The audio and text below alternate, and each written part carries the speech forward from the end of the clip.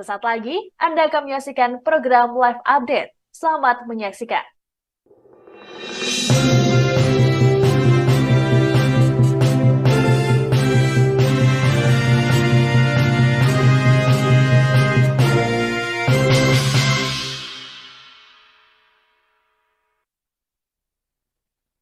Halo Tribuners, Anda sedang menyaksikan live update siang Tribunnews edisi Rabu 12 Juni 2024. Hari ini akan kami sajikan informasi terkini dari berbagai daerah di Indonesia. Bersama saya Adila Risna, kita jelang live update siang selengkapnya. Tribunneros, kecelakaan lalu lintas melibatkan sepeda motor Honda Supra dan truk box Isuzu bermuatan tepung di Jalan Maijen Sungkono, Kelurahan Kraton, Kota Bangkalan pada Selasa 11 Juni 2024. Adapun pengendara motor Haris Gunawan 42 tahun, warga Jalan R.E. Marta Dinata, Kelurahan Melajah, meninggal dunia di lokasi kejadian dengan luka di bagian kepala. Adapun warga yang berada di sekitar lokasi mengatakan bahwa korban laka lantas tersebut adalah seorang guru di SD Negeri 3 Kelurahan Kraton. Terkait hal itu, informasi selengkapnya akan disampaikan langsung oleh rekan wartawan Tribun Madura. Ahmad Faisal Edo, silakan untuk laporan lengkapnya. Baik rekan Adila, selamat siang Tribuners. Duka mendalam menyelimuti keluarga besar SDN Kraton 3 di Jalan Joko Tole, Kota Bangkalan, ketika seorang guru kelas 5A, Haris Gunawan, berusia 42 tahun, meninggal dunia setelah terlibat kecelakaan lalu lintas di Jalan Maijen Sungkono pada Selasa 11 Juni 2024 sekitar pukul 12.00 waktu Indonesia Barat kemarin. Lokasi kecelakaan tragis itu hanya berjarak tidak lebih dari 100 meter ke arah barat dari tempat korban Haris mengajar. Haris meninggal di lokasi kejadian dengan luka parah di bagian kepala setelah Honda Supra bernopol M3788HM yang dikemudikannya bertabrakan dengan truk bermuatan tepung. Tubuh korban sempat terseret truk hingga sejauh sekitar 8 meter. Kepergian Haris menorehkan duka mendalam bagi rekan sejawatnya, Gunawan Wibisono, guru olahraga SDN Kraton 3. Bagi Gunawan, almarhum Haris merupakan sosok pendiam dan sangat rajin beribadah. Beberapa menit sebelum tragedi pilu itu, almarhum Haris disebut Gunawan baru saja melaksanakan sholat zuhur di masjid komplek rumah dinas Kodim 0829 Bangkalan. Sebelum kembali sekolah, korban Haris menyempatkan diri mampir ke rumah seorang warga tidak mampu sekaligus penyandang tunanetra untuk memberikan santunan uang. Hal senada disampaikan Khalifah Maya Zahro, guru kelas 4D SDN Kraton 3. Bahkan sebelum kecelakaan, Haris sempat berpamitan kepada Maya, termasuk kepada kepala sekolah untuk melaksanakan sholat zuhur di Masjid Kodim. Almarhum Haris meninggalkan 2 orang anak. Jenazahnya disemayamkan di Komplek Pemakaman Umum Desa Sepenih, Kelurahan Bancaran, Kota Bangkalan pada 16.30 waktu Indonesia Barat. Tribuner, sepanjang Jalan Joko Tole yang terhubung langsung dengan TKP kecelakaan, Jalan Maijen Sungkono merupakan jalur padat lalu lintas satu arah. Selain SDN 3 Kraton, 2 kawasan itu merupakan area perniagaan mulai dari toko menjual kebutuhan pokok, kebutuhan seragam sekolah, apotik, toko spare part sepeda motor hingga bengkel mobil. Kepala Jaga Unit Laka Lantas Polres Bangkalan, Aibtu Bukhori, menerangkan bahwa kecelakaan terjadi berawal ketika pengendara sepeda motor Supra berjalan melawan arah, melaju dari arah barat ke timur. Bukhori menjelaskan, setiba di lokasi kejadian, laju motor korban bergerak ke kanan karena untuk menghindari sepeda motor yang parkir di tepi jalan. Di saat bersamaan muncullah kendaraan truk box nopol B9197 STA bermuatan tepung yang dikemudikan HD berusia 27, warga Kecamatan Ompun, Kabupaten Sampang. Karena jarak terlalu dekat, tabrakan tidak terhindarkan hingga truk menyeret motor berikut korban sejauh sekitar 8 meter. Demikian rekan Adila, kembali ke studio. Baik, terima kasih untuk informasi lengkapnya. Silakan bertugas kembali. Tribuners, wartawan kami telah menghimpun wawancara bersama Kepala Jaga Unit Laka Lantas Polres Bangkalan, yakni Aibtu Bukhori, dan rekan guru SD Negeri Kraton 3, yakni Maya dan Gunawan. Berikut untuk tayangannya. Betul, memang telah terjadi kecelakaan di Jalan Raya Maijen Sungkono, Kelurahan Kraton, Bangkalan. dengan kronologi sepeda motor Honda Supra berjalan melawan arah dari barat ke timur. Sesampainya di tempat kejadian, dia bergerak ke kanan karena ada sepeda motor parkir di tepi jalan sisi barat. Setelah itu bertabrakan dengan kendaraan truk box Isuzu Elf yang berjalan dari arah timur ke barat. Itu semua terseret. Sempat untuk mengendarai sepeda motor terseret. Kemarin terakhir memang panik pada saya, termasuk anak sekolah dan ibu yang ada di kantor. Jadi saya mau sholat di masjid Kodim. Kami tidak tahu kalau setelah sholat duhur Haris ternyata masih pergi ke rumah Bapak Rohim yang memang sudah sering diberikan santunan. Setelah itu kejadian kecelakaan Haris. Sangat kehilangan Bu ya. Kami sangat benar-benar merasa kehilangan sosok seorang Pak Haris yang benar-benar orang yang penolong, ramah, juga sering membantu orang lain. Kita saling sharing apa yang kita tidak tahu, apalagi Pak Haris guru penggerak yang baru saja lulus. Jadi saya pribadi banyak belajar. Satuan Reserse Narkoba Polres Pulau Taliabu, Maluku Utara, resmi menetapkan 3 orang sebagai tersangka, yakni perihal dugaan tindak pidana narkotika jenis sabu. Adapun polisi menangkap ketiga tersangka di lokasi yang berbeda. Masing-masing tersangka ditemukan membawa narkoba diduga jenis sabu dalam saku. Untuk informasi selengkapnya akan disampaikan langsung oleh rekan wartawan Tribun Ternate. Laude Abdul Muhammad Hafid, silakan untuk laporan lengkapnya. Ya baik, selamat siang. Adil Harisna di studio. Dapat kami laporkan memang benar berkaitan dengan Satres Narkoba Polres Pulau Taliabu Maluku Utara telah menetapkan 3 orang terduga pelaku narkotika jenis sabu sebagai tersangka. Untuk kasus tersebut sudah diungkapkan melalui press release oleh Kapolres Pulau Taliabu AKBP Tuto Kandoyo pada beberapa waktu lalu.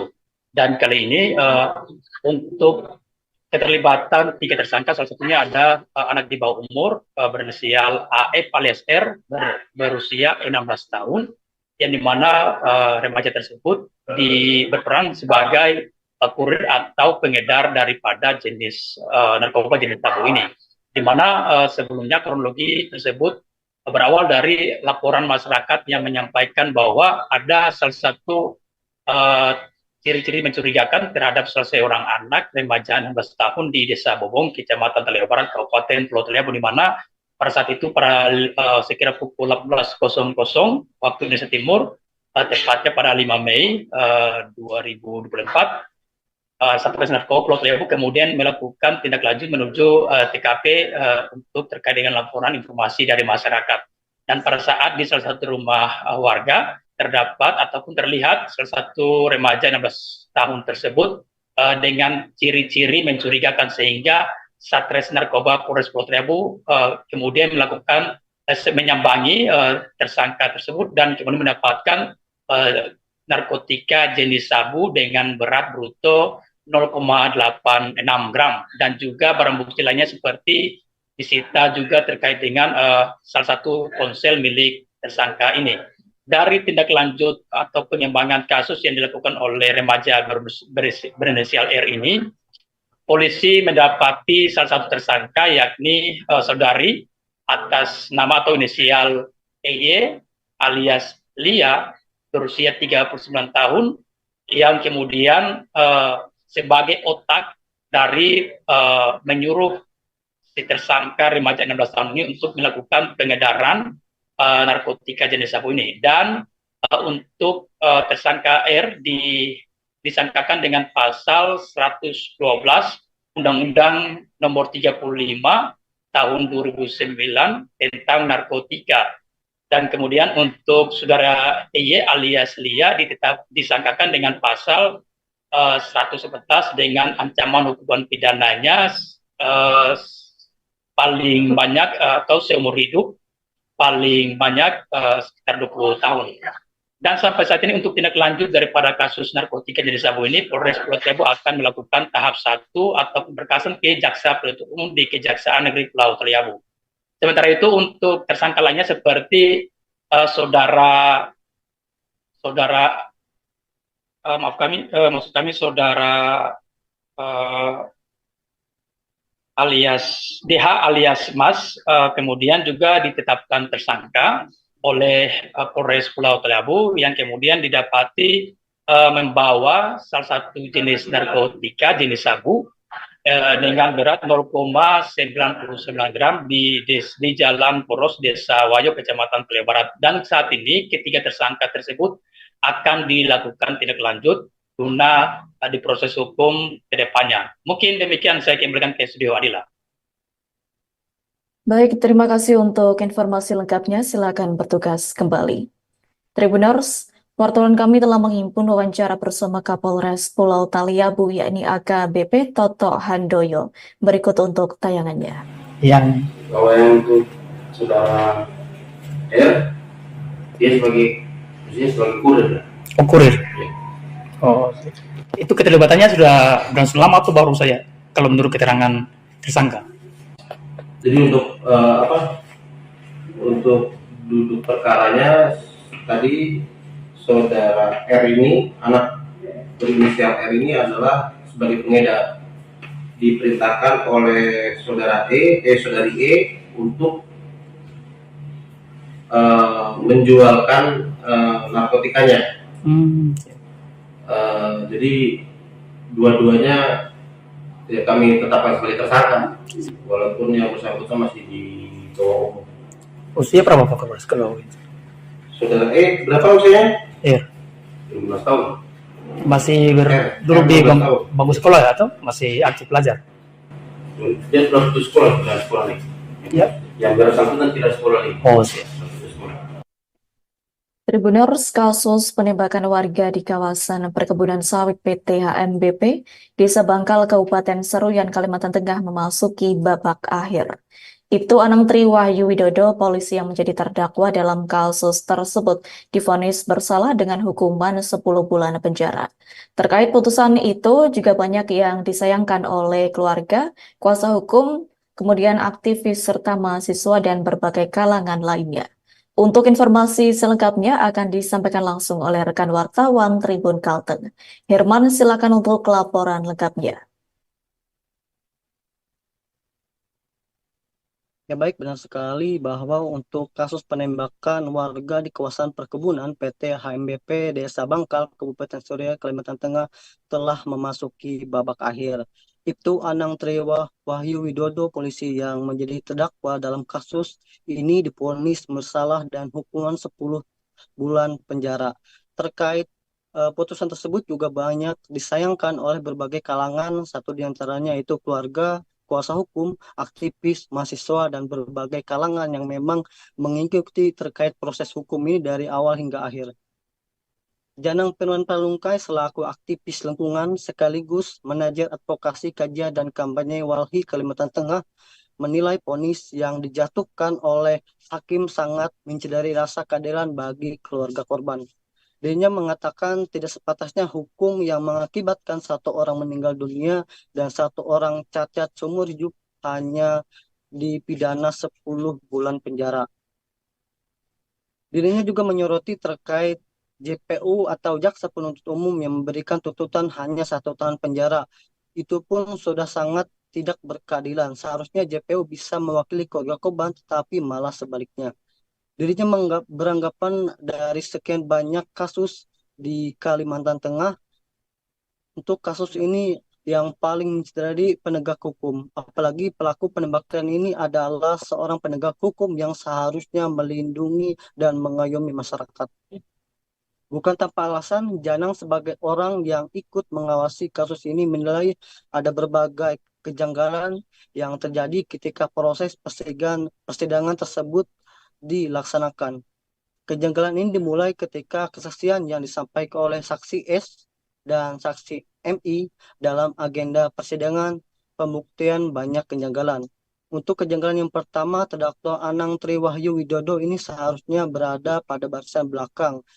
Malahan terkait BAP ada di garda terdepan. Untuk yang kedua, jarak penembak antara terdakwa dan korban hanya 25-30 meter sehingga memungkinkan terdakwa untuk melakukan tembakan tepat sasaran di objek vital. Untuk yang ketiga, keterangan saksi S mengenai perintah awas tembak tak sama dengan video yang didokumentasikan yang beredar di dalam video yang tersebut dengan perintah bidik kepalanya. Keempat, berdasarkan keterangan saksi, seharusnya tidak Anang Triwahyu yang bertanggung jawab atas kasus tersebut, melainkan saksi S yang juga bertanggung jawab atas penembakan warga Bangka tersebut. Untuk yang kelima, Polda Kalimantan Tengah dinilai berlebihan dalam menurunkan pasukan untuk menghalau aksi massa dengan menurunkan tidak hanya BRIMOB namun Gegana yang notabene bertugas khusus pada kejahatan tingkat tinggi sekelas terorisme. Putusan vonis hakim dinilai tidak mencerminkan keadilan terhadap korban dan keluarga. Putusan hakim yang lemah ini mencoreng citra penegak hukum Indonesia yang jauh dari sila kelima, yaitu keadilan sosial bagi seluruh rakyat Indonesia. Karena Janang menilai majelis hakim yang memvonis terdakwa dengan pasal 359 dan pasal 360 terkait kealpaan. Jadinya secara pribadi sangat keberatan terhadap vonis 10 bulan ini dan juga jaksa penuntut umum yang terlihat memihak membela terdakwa Anang Triwahyu Widodo. Pemuda Bartim ini juga mengatakan Taufik selaku korban penembakan yang turut hadir dalam persidangan juga menyampaikan kekecewaan terhadap putusan majelis hakim. Dirinya melanjutkan korban Taufik yang juga merasa tidak puas atas tuntutan jaksa penuntut umum dan putusan majelis hakim. Sebab vonis yang diputuskan tidak sesuai dengan apa yang didakwa kehendaki. Dirinya merasa jaksa juga seolah tidak mengindahkan keadilan untuk korban dan keluarganya. Sebab jaksa tidak menghindari permintaan keluarga korban polisi solidaritas untuk bangkal agar pihak kejaksaan Kalimantan Tengah untuk memasukkan pasal 340 KUHP pidana dan pasal 338 KUHP pidana. Selain itu, jaksa juga tidak membacakan pertimbangan yang telah dikirimkan LPSK dalam penilaian terkait rekapitulasi di mana seharusnya terdakwa wajib membayar ganti rugi sebesar 2.200.430.400 rupiah. JPO juga membeberkan tuntutan hanya 1 tahun penjara pun sudah sangat tidak berkeadilan, apalagi mereka beranggapan terkait putusan yang disampaikan oleh hakim tersebut hanya 10 bulan penjara. Dirinya menambahkan semua seolah melindungi terdakwa dari sekian banyak konflik yang ada di Kalimantan Tengah. Dirinya secara pribadi menilai ini adalah konflik yang paling mencederai masyarakat yang ada di Kalimantan Tengah. Dan terakhir, dirinya mengatakan khusus terdakwa merupakan penegak hukum yang seharusnya melindungi warga namun menjadi pelaku penembakan warga. Baik, sekian yang dapat saya sampaikan, kembali ke studio. Baik, terima kasih untuk informasi lengkapnya. Silakan bertugas kembali. Tribuners, Kejaksaan Tinggi Gorontalo menetapkan 2 tersangka dalam kasus dugaan korupsi proyek Jalan Nani Wartabone, Kota Gorontalo.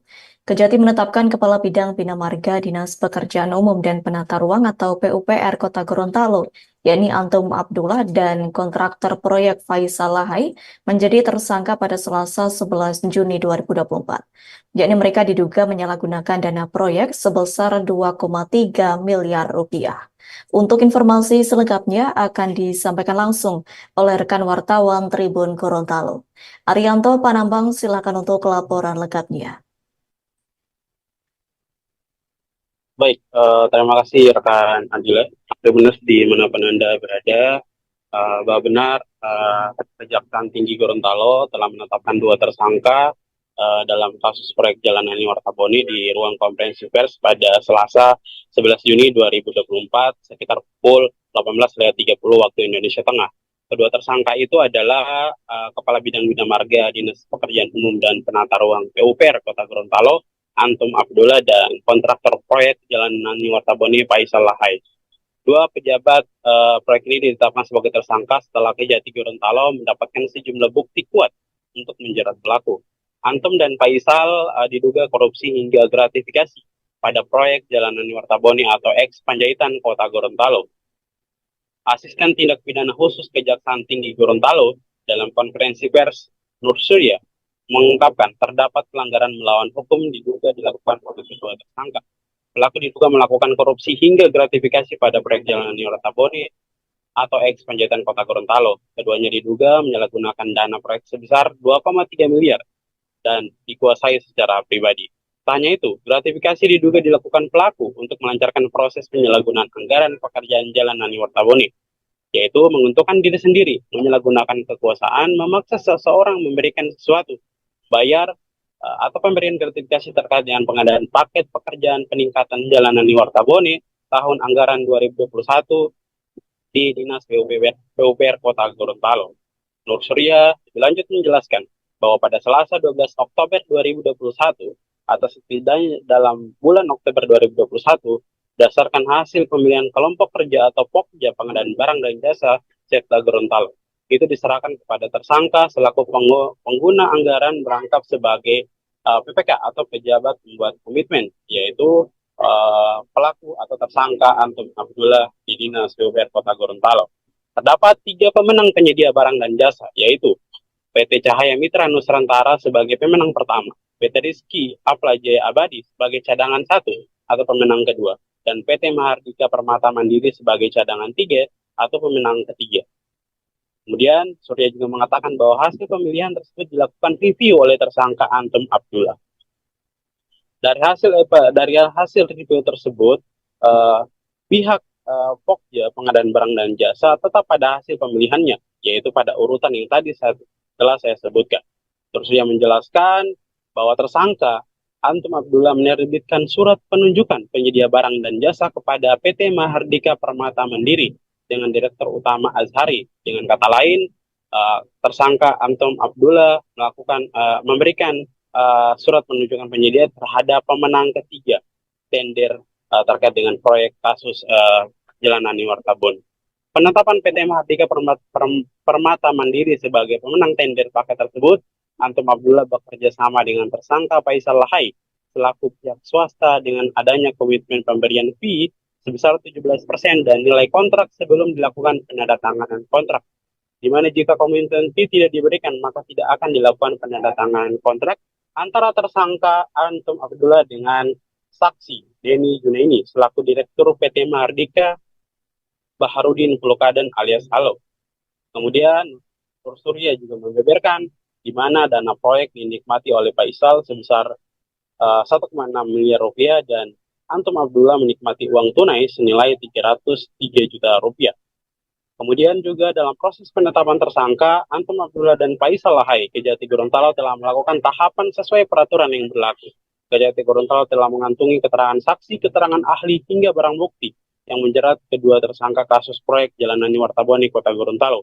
Keterangan saksi terdapat 29 orang, keterangan ahli sebanyak 2 orang terdiri dari ahli digital forensik dan ahli pengadaan barang dan jasa, serta barang bukti sebanyak 90 bandel dokumen.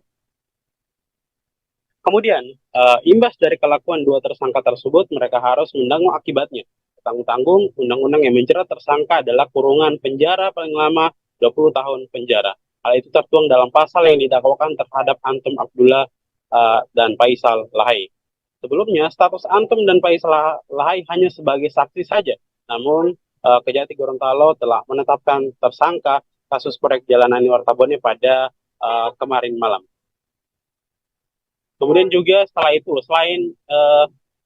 itu, selama 20 hari ke depan, terhitung sejak 11 Juni 2024 sampai tanggal 30 Juni 2024, Faisal Lahai dan Antum Abdullah akan ditahan di Lapas Kelas 2 Kota Gorontalo.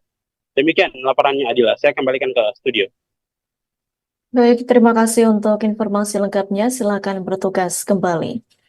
Tribunur, sekira 2 orang warga Lemo Mendorok, Kecamatan Malimbong, Balepe, Tanah Toraja, Sulawesi Selatan diserang oleh monyet liar. Adapun kedua orang korban serangan monyet tersebut yakni bernama Luther Taruk 50 tahun dan Peter Taruk Lawa sekira umur 57 tahun. Terkait hal itu, informasi selengkapnya akan disampaikan langsung oleh rekan wartawan Tribun Toraja. Freddy Samuel, silakan untuk laporan lengkapnya. Ya, terima kasih Adila dan selamat siang Tribuners.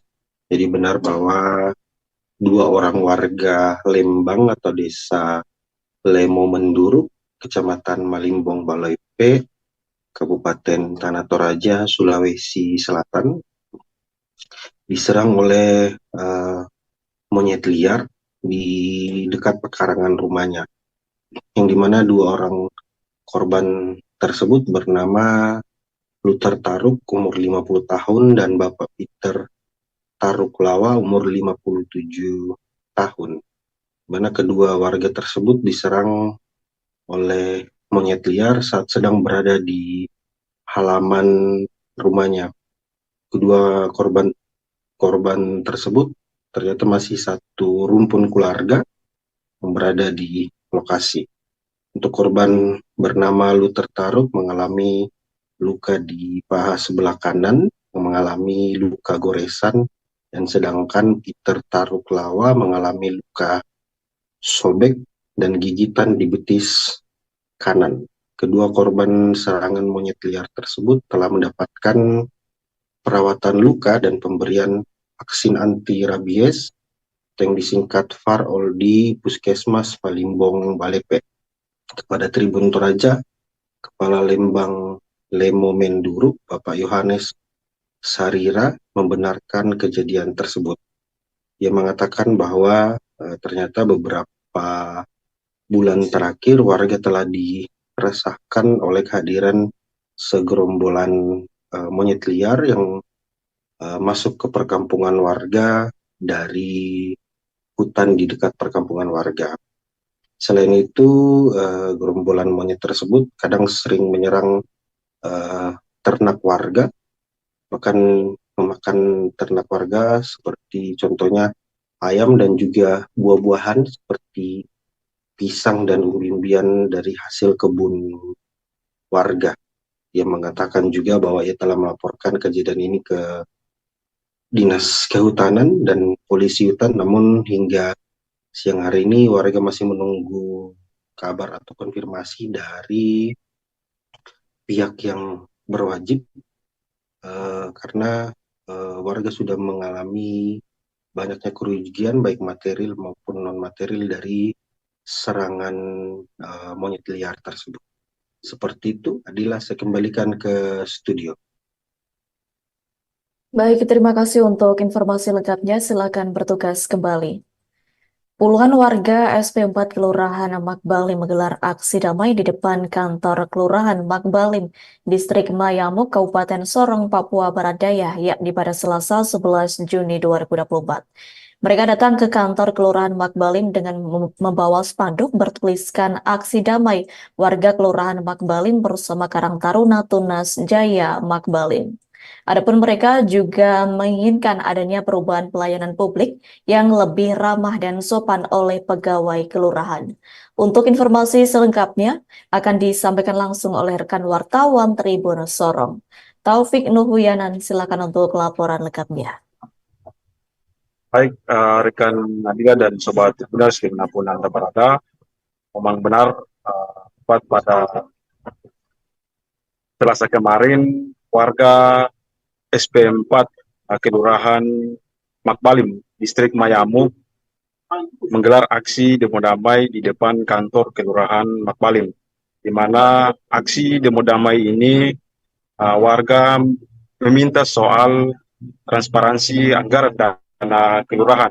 Selain meminta soal transparansi anggaran dana kelurahan, warga juga meminta kepada pihak kelurahan untuk mengubah sistem pelayanan yang lebih ramah dan lebih sopan kepada masyarakat.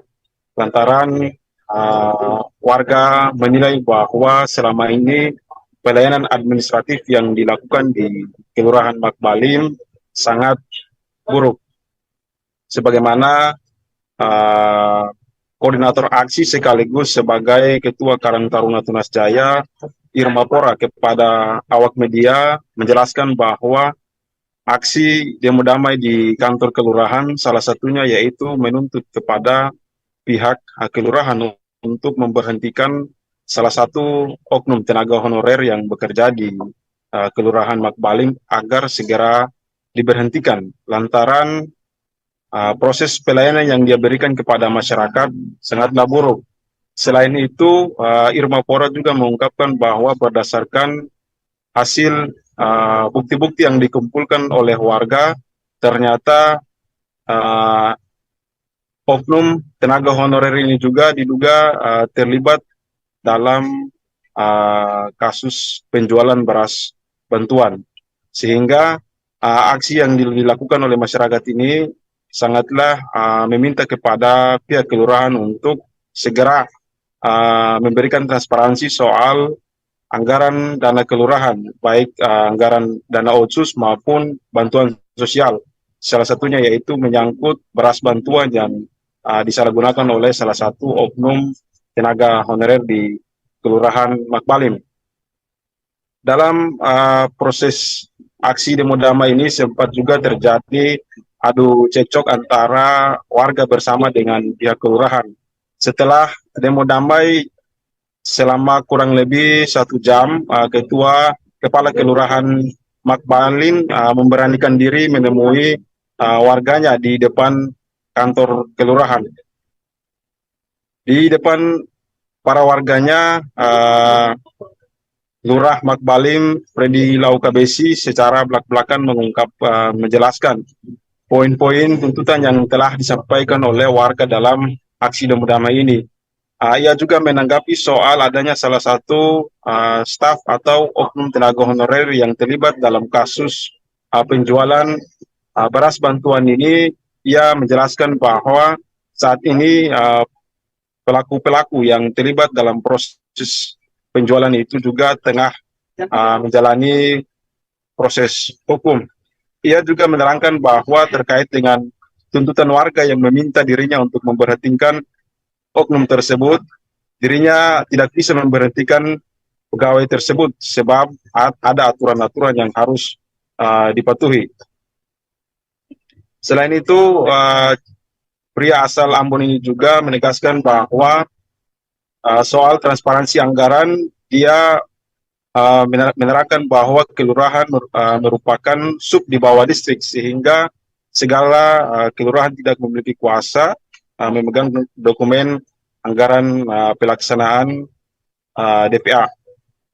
Selain itu, warga dalam aksi demo damai ini juga setelah melakukan aksi demo damai di depan kantor kelurahan, para warga juga kembali menuju ke kantor Inspektorat Kabupaten Sorong dan menggelar pertemuan bersama dengan pihak Inspektorat untuk membahas lebih lanjut terkait dengan proses penyalahgunaan beras bantuan di Kelurahan Makbalim ini, serta meminta agar oknum tenaga honorer yang terlibat dalam kasus ini agar segera diberhentikan. Berikut rekan Nadila yang dapat saya informasikan dari Kabupaten Sorong, Papua Barat Daya. Baik, terima kasih untuk informasi lengkapnya. Silakan bertugas kembali. Tribuners, wartawan kami telah menghimpun wawancara bersama Ketua Karang Taruna Tunas Jaya Makbalim, yakni Irma Pora, dan Lurah Makbalim Freddy Laukabesi. Berikut untuk tayangannya. Baik, terima kasih. Untuk aksi demo damai ini memang kita lakukan karena ada pertemuan antara warga dengan RT dengan masyarakat atau masyarakat. Kebetulan saya di sini sebagai Ketua Karang Taruna. Kami menjembatani semua keluhan masyarakat, keluhan dari baik segi itu pelayanan publik yang memang mana ketika masuk pengurusan surat-surat dan pengurusan administrasi kelurahan itu ada pembayaran, sedangkan informasi dari distrik itu tidak dipungut biaya. Kemudian pelayanan yang tidak bagus dari tenaga-tenaga honorer. Ya, pada prinsipnya kan masalah beras itu sudah ditangani di Inspektorat dan yang pelaku-pelaku sudah diproses. Dan jadi masalah di sini bahwa ada salah satu staf saya yang terlibat dan sekarang lagi proses hukum. Di mana proses hukum itu sedang berjalan, tapi masyarakat ini tidak mau menunggu, orang mau harus ada pecat langsung. Sedangkan saya ini tidak bisa memecat orang langsung, saya harus menunggu keputusan dari Inspektorat, kalau pecat atau sanksi apa baru saya bisa Tim penyidik Kejaksaan Negeri Ambon menggeledah Puskesmas Saparua pada Senin 10 Juni 2024. Adapun penggeledahan terkait dengan kasus dugaan korupsi dana operasional kesehatan dan dana jaminan kesehatan nasional pada Puskesmas Saparua tahun anggaran 2020 hingga 2023. Seperti diketahui, jaksa turut menyita dokumen-dokumen dari ruang kepala puskesmas, ruang bendahara, dan ruang arsip puskesmas Saparua. Terkait hal itu, informasi selengkapnya akan disampaikan langsung oleh rekan wartawan Tribun Ambon. Tanita Patiasina, silakan untuk laporan lengkapnya. Baik rekan Adila dan Tribuners, terkait dengan perkembangan kasus dugaan korupsi dana operasional kesehatan atau BOK dan dana jaminan kesehatan nasional pada Puskesmas Saparua tahun anggaran 2020 hingga 2023 pada Senin 10 Juni 2024 kemarin, tim penyidik Kejaksaan Negeri Ambon melakukan penggeledahan di Puskesmas Saparua, dan dari hasil penggeledahan itu disita sejumlah dokumen-dokumen terkait dengan kasus ini dan akan dipakai untuk penyelidikan selanjutnya. Selain dengan penggeledahannya itu di ruang kepala puskesmas, kemudian juga di ruang bendahara, di ruang arsip puskesmas Saparua juga dilakukan penggeledahan.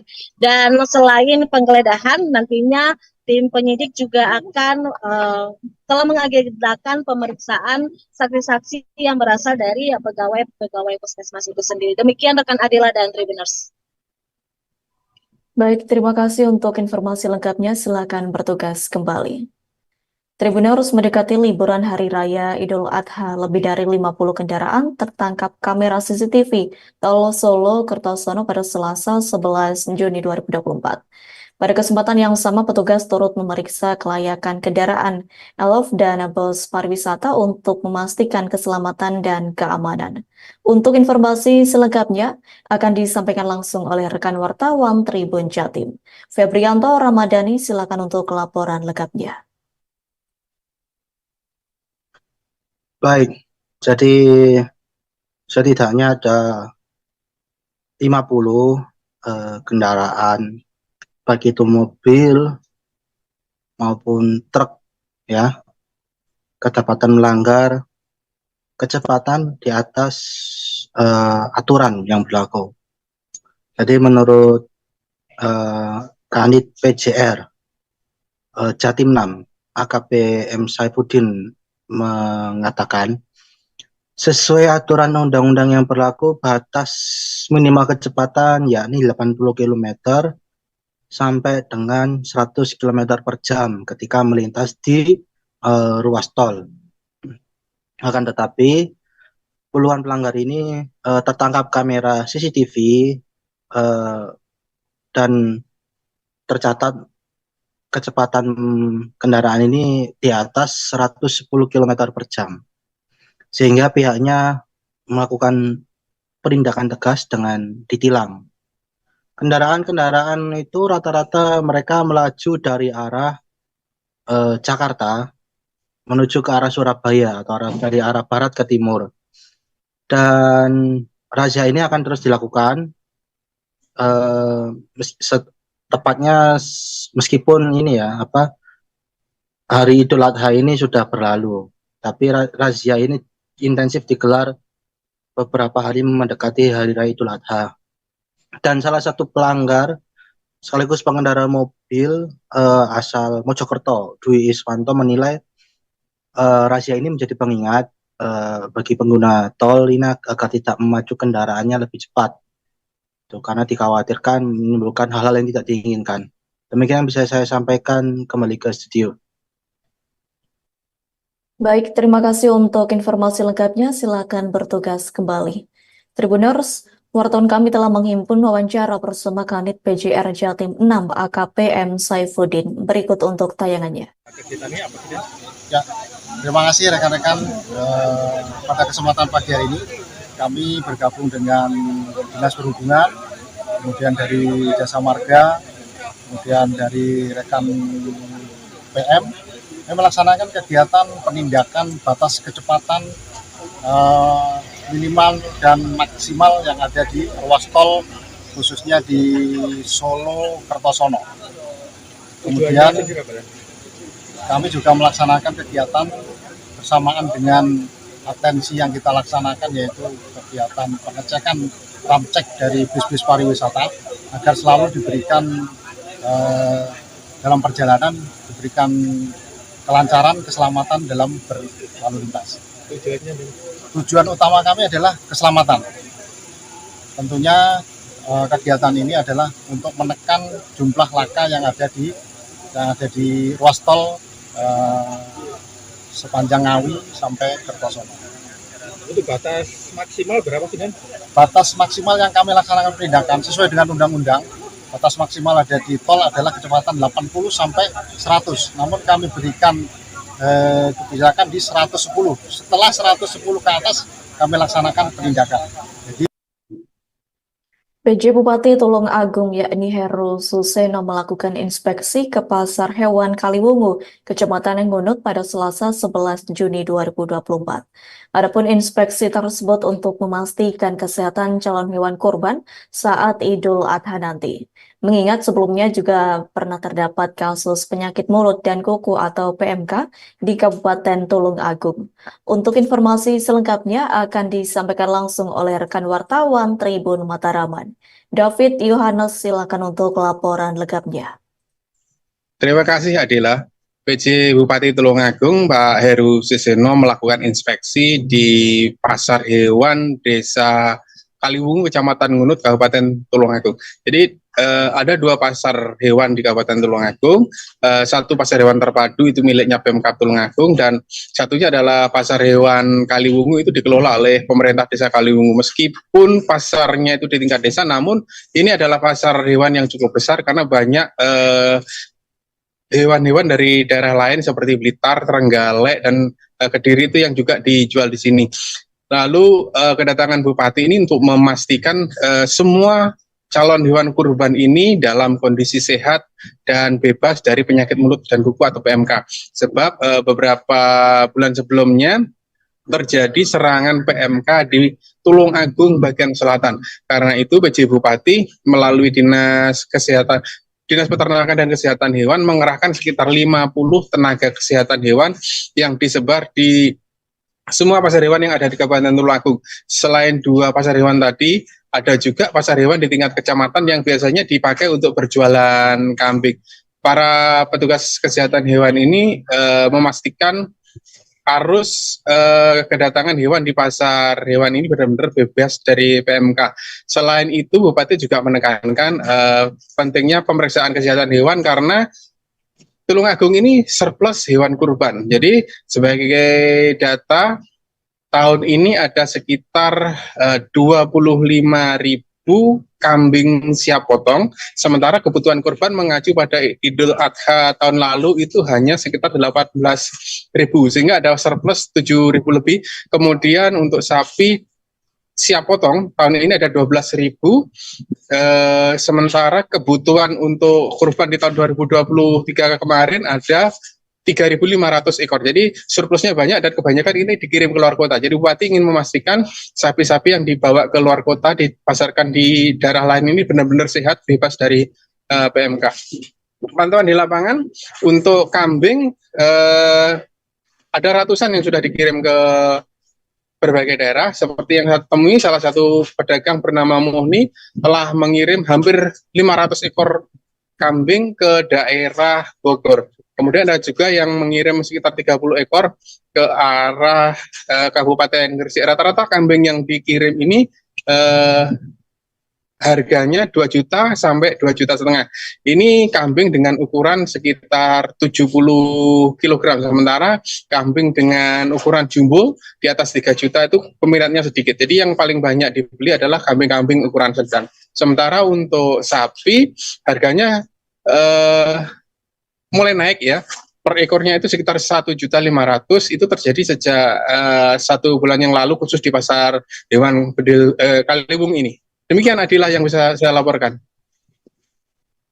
Baik, terima kasih untuk informasi lengkapnya. Silakan bertugas kembali. Tribuners, intensitas curah hujan yang tinggi dalam sepekan terakhir mengakibatkan terjadinya banjir dan tanah longsor, yakni salah satunya di Desa Goloros, Kecamatan Ranamese, Kabupaten Manggarai Timur, pada Sabtu 8 Juni 2024 lalu. Dampak longsor tersebut yakni material menutup badan jalan kabupaten yang menghubungkan ruas jalan Kawit Papo. Akibatnya, lalu lintas di ruas jalan tersebut lumpuh total. Untuk informasi selengkapnya akan disampaikan langsung oleh rekan wartawan Tribun Flores. Robert Ropo, silakan untuk laporan lengkapnya. Baik, rekan Adil dan sahabat Tribuners, dapat saya laporkan dari Kabupaten Manggarai Timur, Pulau Flores, Provinsi Nusa Tenggara Timur, di mana intensitas curah hujan yang berlangsung pada 1 minggu atau satu sepekan terakhir mengakibatkan terjadi bencana alam berupa banjir dan longsor di mana-mana di Pulau Flores, termasuk di Kabupaten Manggarai Timur. Salah satunya adalah terjadi tanah longsor yang menutupi ruas jalan Kawit Papo, tepatnya di Desa Goloros, Kecamatan Ranamese pada hari Sabtu, tanggal 8 Juni 2024. Dan pasca terjadi longsor itu, arus lalu lintas di ruas jalan itu lumpuh total, di mana lalu lintas anak-anak sekolah dan juga masyarakat yang menggunakan kendaraan melewati atau melintasi ruas jalan itu tidak bisa. Karena itu, terkait dengan peristiwa terjadinya longsor ini, pemerintah Desa Goloros langsung melaporkan atau menghubungi pemerintah daerah, dalam hal ini Badan Penanggulangan Bencana Daerah BPBD. Lalu selanjutnya BPBD melaporkan terkait peristiwa ini ke PJ Bupati Manggarai Timur, Boni Hasudungan Siregar. Atas laporan itu, Boni Hasudungan Siregar langsung meminta kepada BPBD untuk segera merespon dengan turun melakukan identifikasi di lokasi pada Minggu siang kemarin. Dan setelah dilakukan identifikasi, sebuah alat berat jenis bulldozer diturunkan BPBD ke lokasi untuk melakukan evakuasi sejak Minggu sampai dengan Senin siang kemarin, dan di mana dalam proses evakuasi itu berjalan lancar, dan hasil setelah dievakuasi kini lalu lintas di ruas jalan itu dibuka kembali, dan arus transportasi dan juga lalu lintas warga untuk keluar masuk menggunakan jalan itu sudah kembali normal. Demikian Adila dan sahabat Tribuners, saya kembalikan studio. Selamat siang dan terima kasih. Baik, terima kasih untuk informasi lengkapnya. Silakan bertugas kembali. Menteri Sosial RI yakni Tri Risma hari ini berada di Kabupaten Barito Kuala, Provinsi Kalimantan Selatan, yakni selama 2 hari pada hari Selasa 11 Juni hingga Rabu 12 Juni 2024. Adapun menteri yang akrab disapa Bu Risma tersebut mengunjungi warga kurang mampu di Desa Sungai Pitung, Kecamatan Alalak. Adapun Risma antusias berdialog dengan warga miskin di Desa Sungai Pitung dan memberikan bantuan bingkisan sembako, bantuan instalasi air bersih, dan meninjau bantuan rumah layak huni serta bangunan lumbung sosial. Untuk informasi selengkapnya akan disampaikan langsung oleh rekan wartawan Banjarmasin Pos. Muhtar Wahid, silakan untuk laporan lengkapnya. Baik, rekan Adila, dapat saya laporkan dari Kabupaten Barito Kuala, Provinsi Kalimantan Selatan. Menteri Sosial Tri Risma hari ini atau akrab disapa Bu Risma berada di Kabupaten Barito Kuala sejak kemarin, ya, yaitu tepatnya Selasa Juni 2024. Dia mengunjungi Kecamatan Alalak. Di situ Ibu Risma meninjau salah satu warga penyandang, mantan penyandang penyakit kusta yang rumahnya dibantu, ya, direhab sehingga layak huni, kemudian meninjau kantor lumbung sosial yang berada di samping kantor Desa Sungai Pitung, kemudian juga menemui warga yang menunggunya di pembangunan instalasi air bersih.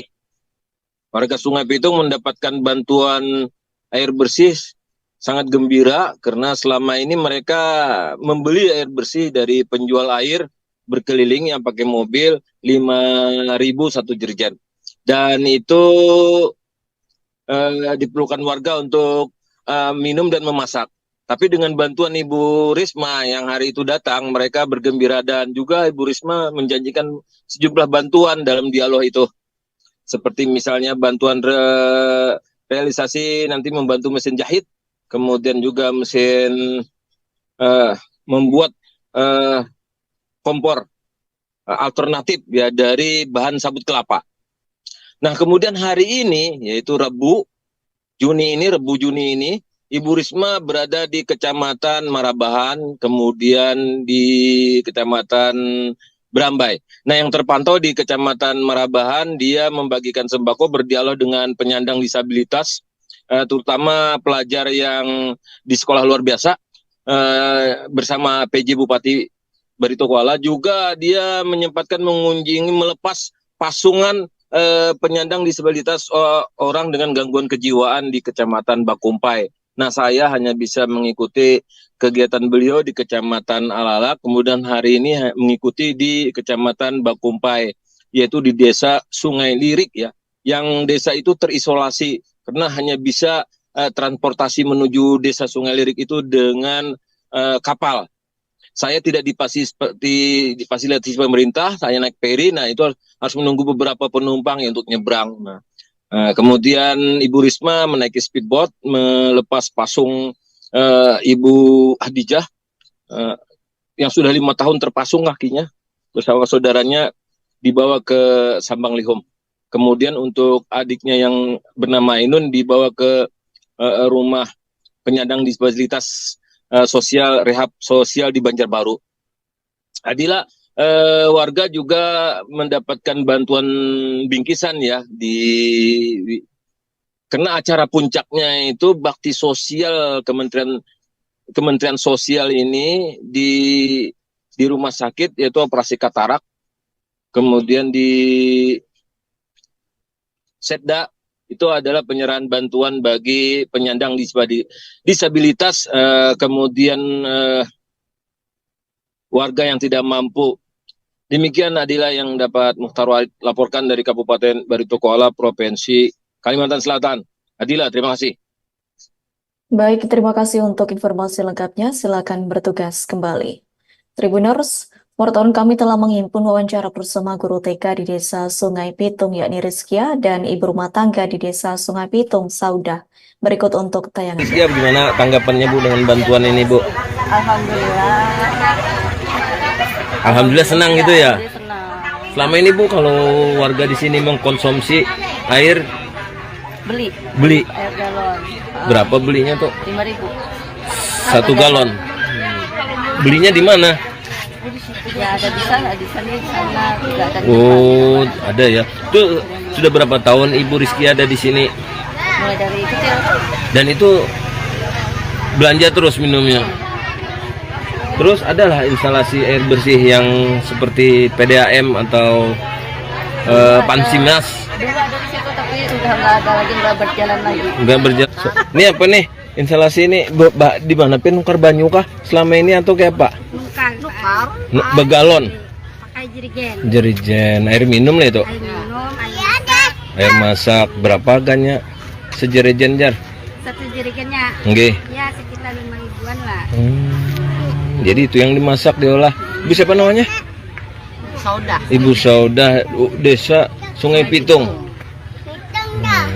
Dan dengan ada bantuan instalasi air bersih ini, Bang, siapa perasaan pian? Ya, alhamdulillah ada keringanan sedikit. Komisi Pemilihan Umum atau KPU Lamongan mensosialisasikan pemilihan Bupati dan Wakil Bupati Lamongan 2024. Adapun sosialisasi tersebut akan digelar cukup mewah, yakni dengan panggung megah yang menghadirkan sejumlah penyanyi kenamaan, di antaranya grup band dan dangdut di alun-alun Lamongan pada Selasa 11 Juni 2024. Pada event gratis tersebut, KPU Lamongan menampilkan para artis papan atas, yakni di antaranya ada Jian Audi dan DJ Embery serta band Lewong. Terkait hal itu, informasi selengkapnya akan disampaikan langsung oleh rekan wartawan Tribun Jatim Timur.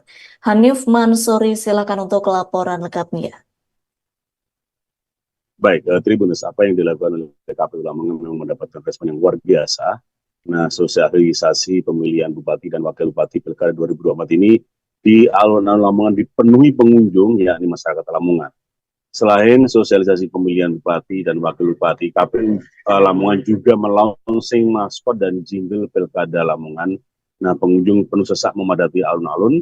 Selain antusiasme masyarakat untuk menikmati hiburan yang disuguhkan oleh KPU dengan panggung yang cukup megah dan didukung sound system yang berkekuatan 40.000 watt, juga didukung artis dan penyanyi kenamaan.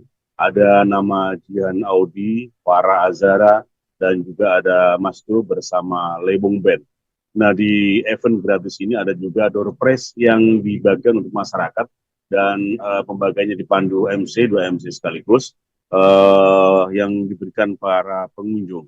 Nah, pada peluncuran pemilihan Bupati dan Wakil Bupati Lamongan di tahun 2024 ini, sekaligus juga mengusung tema Sinergi Lamongan Menuju Gemilang Bersama. Nah, selain melibatkan masyarakat, KPU juga mengundang Forkopimda dan juga sejumlah pengurus dari parpol peserta pemilu. Panggung yang digelar di alun-alun mulai pukul 15.00 dan break pada maghrib dan isya dilanjutkan sampai pukul 22:15. Dan Tribuners, di acara ini memang cukup mendapat respon yang cukup menggembirakan, dan ini dimasukkan oleh Ketua KPU Lamongan, Makhrur Sali, agar keterlibatan masyarakat untuk menyalurkan aspirasinya pada pemilihan Bupati dan Wakil Bupati Lamongan benar-benar dicurahkan untuk pada tanggal 27 November 2024 nanti. Nah, acara ini memang durasinya memang cukup panjang, dari sore pukul 15 sampai dengan pukul 22, hanya break di dua kesempatan tempat ibadah, yakni pada maghrib dan juga isya. Demikian, Hanif Mansuri, Lamongan, Jawa Timur.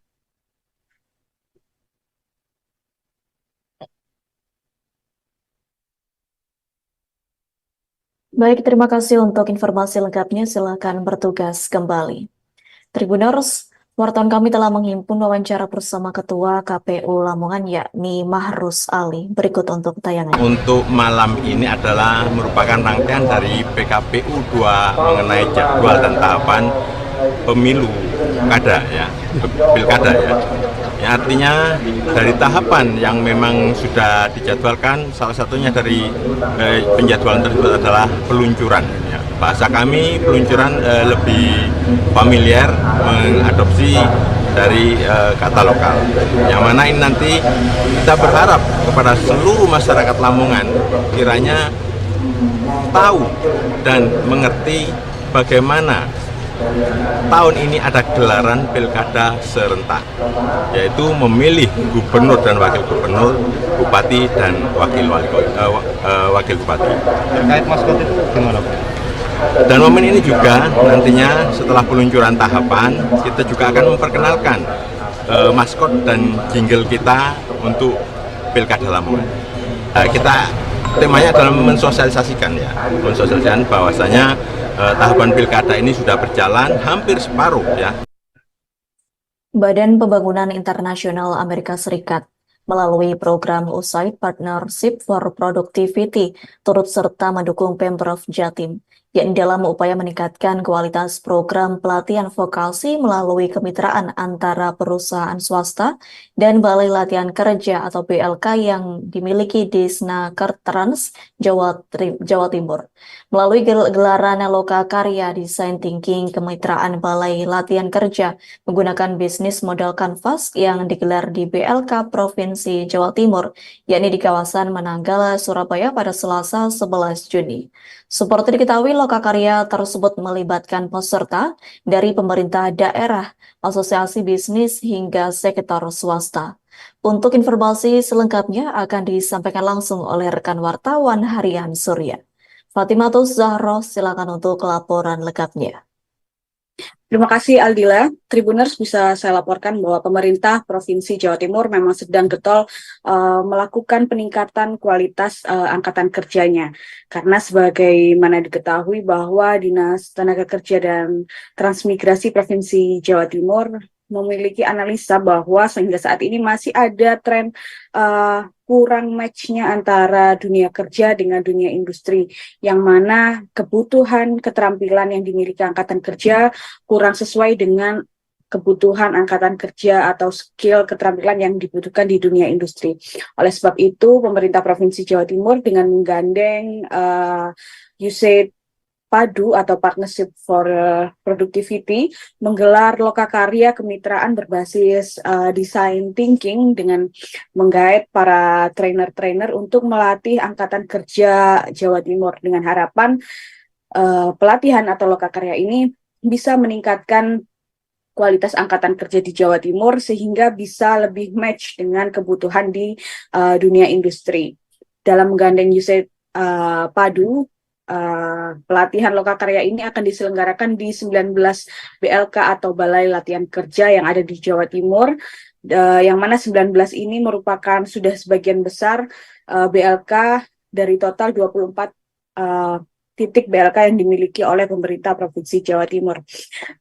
Project Manager dari USAID Padu, Ibu Esther Manurung, menyampaikan bahwa sejatinya program ini tidak hanya dilakukan di Jawa Timur, tapi juga dilakukan di sejumlah provinsi lain seperti di Sumatera, kemudian juga ada provinsi lagi di lingkungan Jawa, yang mana program ini juga bekerja sama dengan Kementerian Ketenagakerjaan seperti itu. Dengan harapan melalui lokakarya ini akan dilakukan desain mapping terkait kebutuhan kerja, keterampilan, kemudian juga apa-apa yang memang dibutuhkan dari sektor industri untuk bisa dipenuhi keterampilannya sehingga bisa menyerap lebih banyak tenaga kerja di Jawa Timur seperti itu. Dengan harapan dengan semakin besarnya serapan tenaga kerja atau angkatan kerja di Jawa Timur, maka pengangguran di Jawa Timur juga akan semakin berkurang seperti itu. Dinas Tenaga Kerja Provinsi Jawa Timur, sekretarisnya yaitu Pak Agus Gunawan juga menyampaikan bahwa tren pengangguran memang terus menurun dalam 5 tahun belakangan, akan tetapi memang harus ada analisa detail bagaimana cara terus menurunkan angka pengangguran dengan meningkatkan kualitas SDM-nya. Karena sebagaimana diketahui, industri manufaktur di Jawa Timur juga sedang sangat berkembang, bahkan sudah hampir mencapai 34%, sehingga keterampilan, kemudian kebutuhan industri yang begitu besar harus dipenuhi kalau bisa dimaksimalkan dari tenaga kerja Jawa Timur.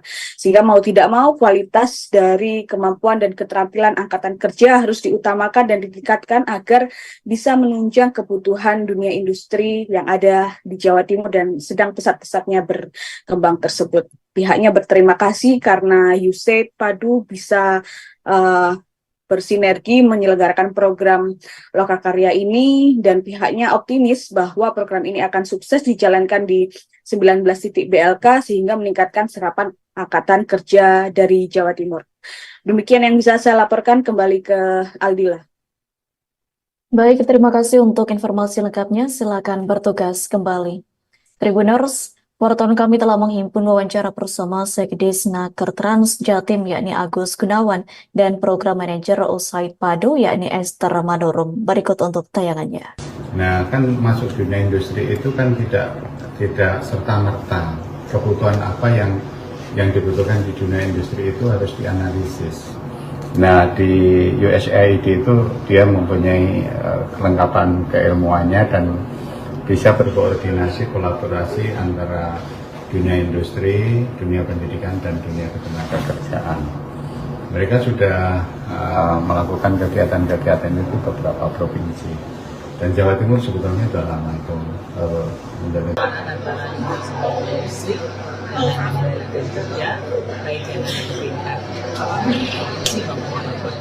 yang kedua kami juga melakukan peningkatan kapasitas sisi dalam hal ini BLK supaya mereka memiliki tools, resources yang seperti ini, design thinking. Itu artinya bagaimana mengembangkan kemitraan dengan BI yang betul-betul berfokus pada pengembangan peserta pelatihan dalam hal ini market driven training programs ataupun yang kita sebut dengan pelatihan yang relevan untuk dunia industri dan dunia usaha.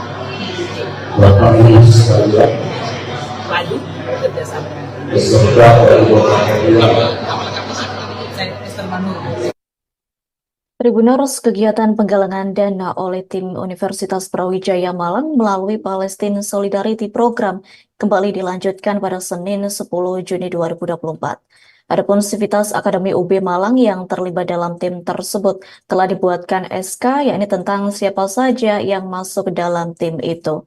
Diketahui SK tersebut tertanggal 18 Desember 2023 dan berlaku mulai 19 Desember 2023 hingga tanggal 18 Desember 2024 mendatang. Untuk informasi selengkapnya akan disampaikan langsung oleh rekan wartawan Surya Malang. Silvianita Widiawati, silakan untuk laporan lengkapnya. Ya, selamat siang Tribuners dan Adila di studio.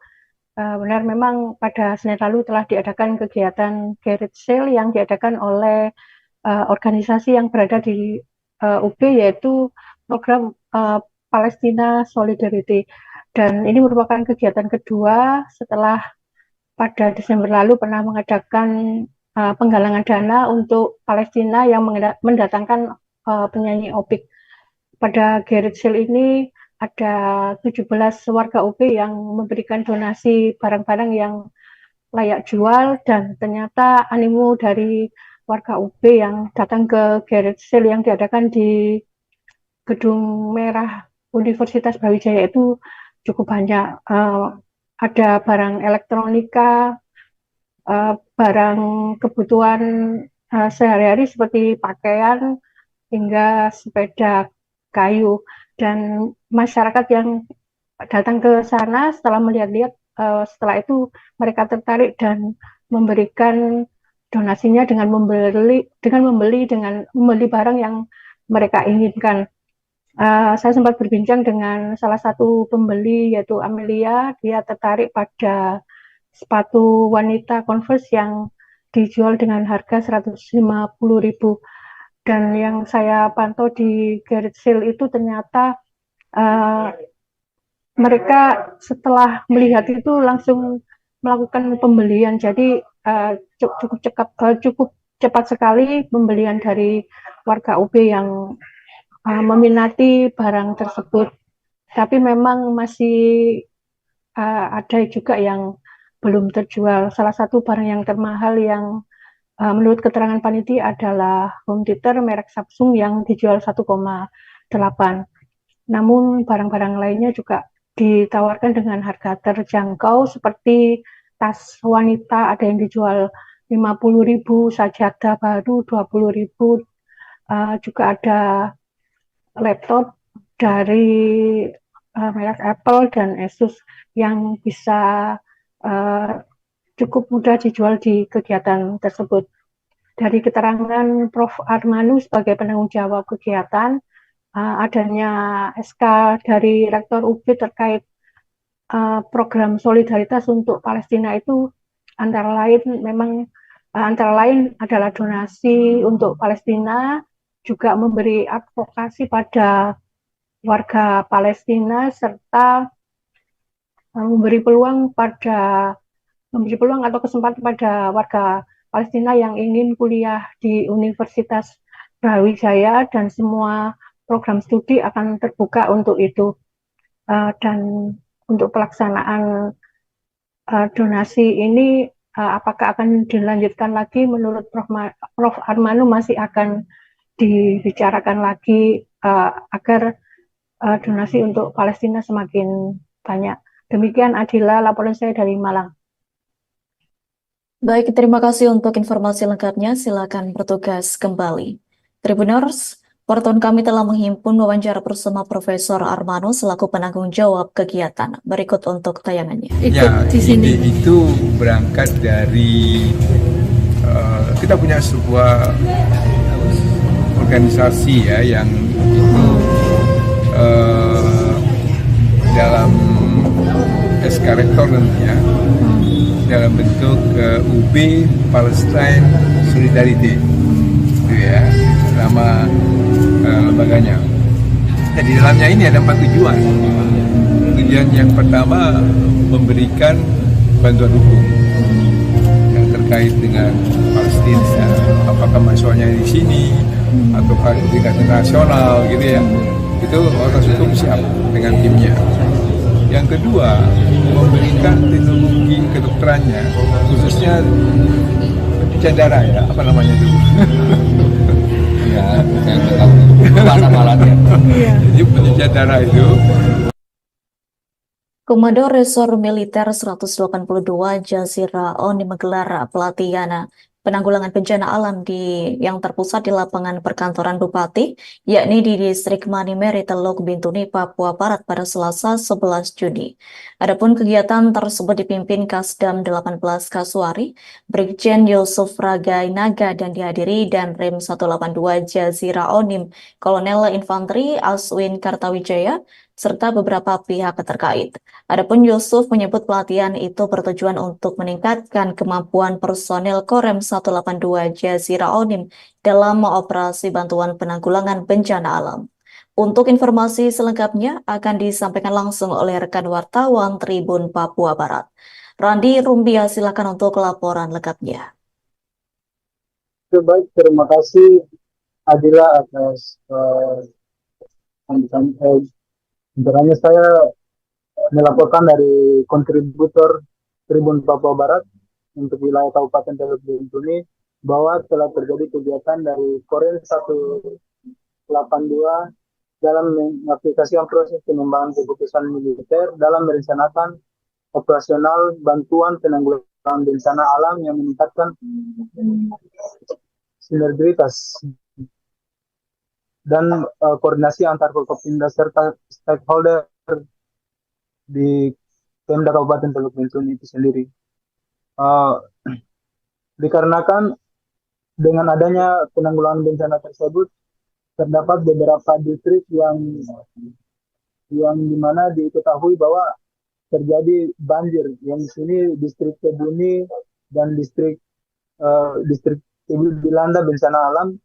Banjir yakni sekitar bulan April, sehingga memberikan pembelajaran dan untuk pelatihan kepada Forkopimda yang telah untuk instansi-instansi terkait di Pemda Kabupaten Teluk Bintuni itu sendiri. Dari pimpinan TNI ada yang TNI Angkatan Darat khususnya Kodam Kasuari melihat bahwa wilayah Kabupaten Papua Barat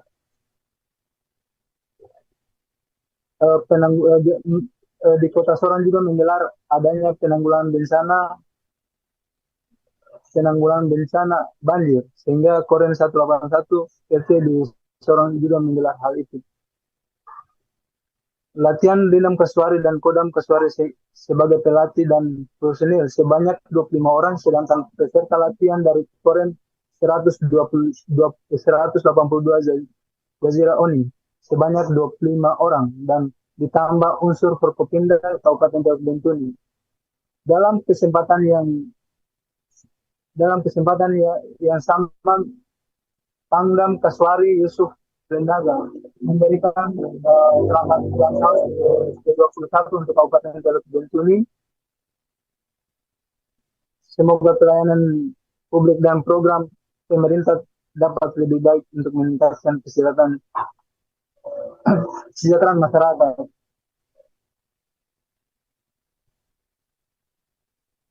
Ia juga berpesan kepada seluruh lapisan elemen masyarakat untuk bersama-sama dengan TNI Polri menjaga keamanan di lingkungan masing-masing, lebih menyambut pilkada serentak di tahun 2024. Mungkin itu saja yang dapat saya sampaikan. Saya kembalikan ke Adila. Baik, terima kasih untuk informasi lengkapnya. Silakan bertugas kembali.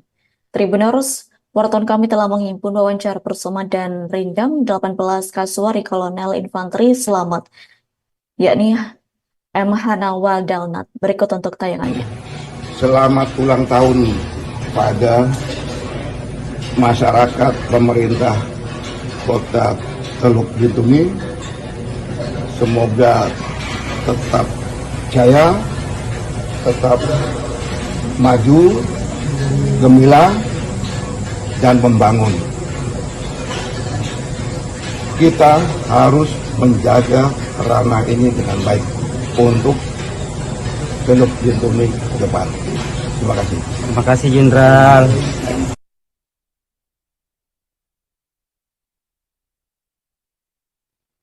Pemerintah Kabupaten Bulungan bersama jajaran Forum Koordinasi Pimpinan Daerah atau Forkopimda Bulungan telah melangsungkan proses perayaan atas diperolehnya penghargaan Kalpataru 2024. Adapun penghargaan Kalpataru 2024 diberikan kepada masyarakat hukum adat Punan Batu dari Benau Sajau Kabupaten Bulungan oleh Kementerian Lingkungan Hidup. Perayaan dilakukan dengan cara arak-arakan di sepanjang jalan utama Tanjung Selor yang dimulai sejak pagi hari dengan rute pemberhentian terakhir di Kebun Raya Bunda Hayati, yakni di Jalan Sengkawit Tanjung Selor. Untuk informasi selengkapnya akan disampaikan langsung oleh rekan wartawan Tribun Kaltara. Desi Kartika Ayu, silakan untuk laporan lengkapnya. Baik, terima kasih rekan Adila dari Tanjung Selor melaporkan. Memang benar pemerintah Kabupaten Bulungan bersama jajaran Forum Koordinasi Pimpinan Daerah atau Forkopimda Bulungan telah melangsungkan proses perayaan atas diperolehnya penghargaan Kalpataru 2024 pada hari ini Rabu 12 Juni 2024. Penghargaan Kalpataru tersebut diberikan kepada masyarakat hukum adat yakni Punan Batu dari Benau Sajau, Kabupaten Bulungan oleh Kementerian Lingkungan Hidup. Perayaan dilakukan dengan cara arak-arakan di sepanjang jalan utama Tanjung Selor, di mana kegiatan tersebut rekan Adila dimulai sejak pukul 7:30 waktu Indonesia bagian tengah dengan titik kumpul awal di depan kantor Bupati Bulungan yang kemudian menuju rute pemberhentian terakhir yakni di Kebun Raya Bunda Hayati di Jalan Sengkawit Tanjung Selor. Dalam kegiatan tersebut setidaknya melibatkan belasan mobil hias dengan beberapa jenis tanaman hingga bunga-bunga yang di mana mobil-mobil tersebut juga memuat para pejabat dan jajaran dari Forkopimda serta masyarakat hukum adat Punan Batu rekan Adila, di mana saat kegiatan tersebut berlangsung terlihat juga antusiasme dari masyarakat di sepanjang jalan saat rombongan tim arak-arakan tersebut melintas, di mana banyak masyarakat yang mengabadikan momen membanggakan bagi Kabupaten Bulungan baik melalui foto maupun video menggunakan smartphone seluler mereka masing-masing. Setelah sesampainya rombongan tim arak-arakan tersebut, dilakukanlah kegiatan seremonial seperti penyerahan piala Kalpataru dari KLH kepada masyarakat hukum adat Punan Batu. Kemudian penandatanganan komitmen bersama terkait dengan peran Forkopimda dalam ikut serta menjaga lingkungan dan kelestarian alam. Sebelumnya rekan Adila, Bupati Bulungan Sarwani juga sempat mengatakan bahwasanya arak-arakan Kalpataru tersebut dilaksanakan sebagai salah satu bentuk apresiasi dari dan penghargaan kepada masyarakat hukum adat Punan Batu yang telah berjasa selama ini dalam melindungi serta melestarikan hutan atau lingkungan mereka di daerah Sajau, di daerah Benau Sajau, di mana Kalpataru ini merupakan penghargaan tertinggi dari Kementerian Lingkungan Hidup dan Bulungan ini menjadi salah satu dari 10 daerah yang berkesempatan memenangkannya rekan Adila. Kemudian untuk arak-arakan yang sedang berlangsung ini juga merupakan rangkaian dari peringatan Hari Lingkungan Hidup Sedunia yang ditandai dengan penanaman pohon asli asal Kalimantan Utara. Mungkin itu saja yang dapat saya sampaikan dari Tanjung Selor. Saya kembalikan ke studio bersama rekan kami. Baik, terima kasih untuk informasi lengkapnya. Silakan bertugas kembali. Gubernur Sulawesi Tengah Rusdi Mastura menghadiri agenda Diskominfo Santik yang bertajuk Gubernur Sulteng Menyapa Kepala Desa. Dalam kesempatan tersebut, Gubernur Sulteng membeberkan program yang akan dibuat nantinya terkait digitalisasi desa. Terkait hal itu, informasi selengkapnya akan disampaikan langsung oleh rekan wartawan Tribun Palu. Fadli, silakan untuk laporan lengkapnya. Baik, terima kasih rekan Adila. Dapat saya laporkan bahwa kemarin, tepatnya pada tanggal 11 Juni 2024, Gubernur Sulawesi Tengah menghadiri program Menyapa Kepala Desa. Ia menggalakkan program digitalisasi Tribuners. Gubernur Sulawesi Tengah Rusdi Mastura menghadiri agenda Diskominfo Santik yang bertajuk Gubernur Sulteng Menyapa Kepala Desa. Dalam kesempatan tersebut, Gubernur Sulteng membeberkan program yang akan dibuat nantinya terkait digitalisasi desa. Ia menyebutkan pertama-tama ia ingin membuat program digitalisasi desa. Ia mengawali program itu dengan meminta kerjasama dengan Bapeda untuk meminta 200 desa dulu yang ikut program ini. Menurut Rusdi Mastura, dengan dijalankannya program digitalisasi desa ini, kedepannya para kepala desa di wilayah Sulawesi Tengah dapat dengan sigap menyampaikan keluhan warganya dengan mudah dan cepat. Sehingga nanti menurutnya kalau program ini berjalan, kepala desa bisa langsung berkomunikasi dengan kepala dinas terkait jika ada keluhan terkait misalnya terkait pupuk, bibit ataupun kesejahteraan desa. Diketahui agenda Gubernur Sulteng Menyapa Desa berlangsung secara hybrid dan dipandu langsung oleh Kadis Kominfo Santik yaitu Sudaryano Lamangkona. Dalam kegiatan yang dihadiri oleh sekitar 50 kepala desa itu, Gubernur mendengar langsung aspirasi kepala desa, termasuk kaitannya dengan program peternakan dan pertanian yang tengah digalakan oleh Rusdi Mastura. Sementara itu, Gubernur Sulteng menambahkan ia juga berencana untuk meminta dari desa untuk mengirimkan orangnya untuk ikut program inseminator. Rusdi Mastura menambahkan ia berkeinginan mengembangkan 4 jenis sapi unggulan untuk menyuplai kebutuhan daging sapi di IKN. Karena menurutnya ada 4 jenis sapi sapi unggulan yang bisa dikembangkan di Sulawesi Tengah. Ia menyebutkan bahwa bibitnya sudah ada. Jadi selanjutnya bagaimana bisa mengolah itu sehingga Provinsi Sulawesi Tengah dapat mengolah jenis sapi limosin, sapi wagyu, dan sapi benggala.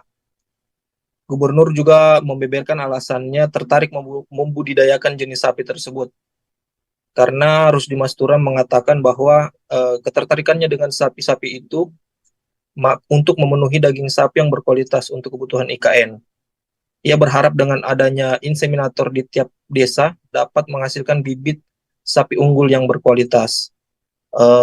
Sementara itu diketahui pula Tribuners, di kegiatan itu juga Gubernur Sulawesi Tengah meresmikan podcast Megalis, yang mana program itu merupakan program dari Diskominfo Santik Sulawesi Tengah yang nantinya akan berisi dengan edukasi-edukasi terkait seputar informasi di Sulawesi Tengah dan juga peresmian kafe komputer yang ada di Diskominfo Santik. Diketahui pula bahwa di kegiatan Gubernur Sulteng Menyapa Kepala Desa itu setidaknya diikuti oleh 50 kepala desa termasuk Bupati Poso Verna Ingkiriwang. Para kepala desa tersebut menyampaikan aspirasinya terkait keluhan-keluhan yang ada di desa masing-masing, seperti misalnya infrastruktur yang masih belum dapat mereka jangkau dan infrastruktur jalan yang masih belum terbangun di daerah masing-masing. Mungkin itu saja yang dapat saya sampaikan, rekan Adila. Kembali ke studio. Baik, terima kasih untuk informasi lengkapnya. Silakan bertugas kembali. Tribuners, Direktorat Reserse Narkoba Polda Sulawesi Tenggara mengungkap penangkapan pengedar narkoba jenis sabu. Pengungkapan tersebut dari 4 laporan kasus yang ditangani Polda Sultra, yakni sejak bulan Mei hingga Juni 2024. Dari 4 laporan tersebut, Dires Narkoba mengamankan 5 tersangka dengan total barang bukti sabu seberat 1,35 kg. Untuk informasi selengkapnya akan disampaikan langsung oleh rekan wartawan Tribunnews Sultra. Laude Ari, silakan untuk laporan lengkapnya. Ya, terima kasih rekan Adila. Selamat siang Tribuners.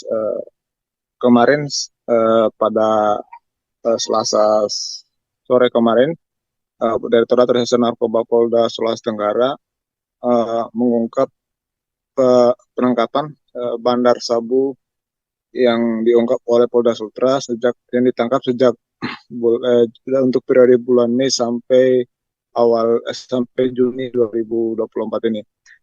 Pengungkapan kemarin yang diungkapkan oleh Polda Sultra itu dari 4 laporan dengan tersangka sebanyak 5 orang. Yang para pengedar ini yang ditangkap itu untuk bandar sabu atau yang jaringan peredaran sabu itu dari Aceh, kemudian Medan, Makassar, Jakarta maksud saya, habis itu ke Makassar, dan terakhir di Sulawesi Tenggara atau Kota Kendari. Direktur Reserse Narkoba Ardianto Tejo Baskoro mengatakan pengungkapan ini pihaknya mengamankan dari 5 tersangka ini, pihaknya mengamankan sebanyak 1,3 kilogram sabu yang diamankan di para tersangka ini, dan semua sudah diproses secara hukum dan akan dilimpahkan ke kejaksaan dalam waktu dekat ini. Untuk proses selama dari Januari sampai Juni 2024, Polda Sultra juga sudah mengungkapkan beberapa kasus lain yang sudah disampaikan di beberapa rilis atau konferensi pers sebelumnya, yaitu ada sebanyak 64 kasus yang sudah diungkap dan beberapa tersangka yang sudah diproses sudah di proses pengadilan, dan saat ini Polda Sultra sudah mengamankan sekitar kurang lebih sabu itu 5 kg dari penangkapan sejak Januari, dan sedangkan ganja untuk sebanyak 4 kg dan beberapa barang bukti pil ekstasi yang diamankan oleh penyidik Direktorat Reserse Narkoba Polda Sulawesi Tenggara.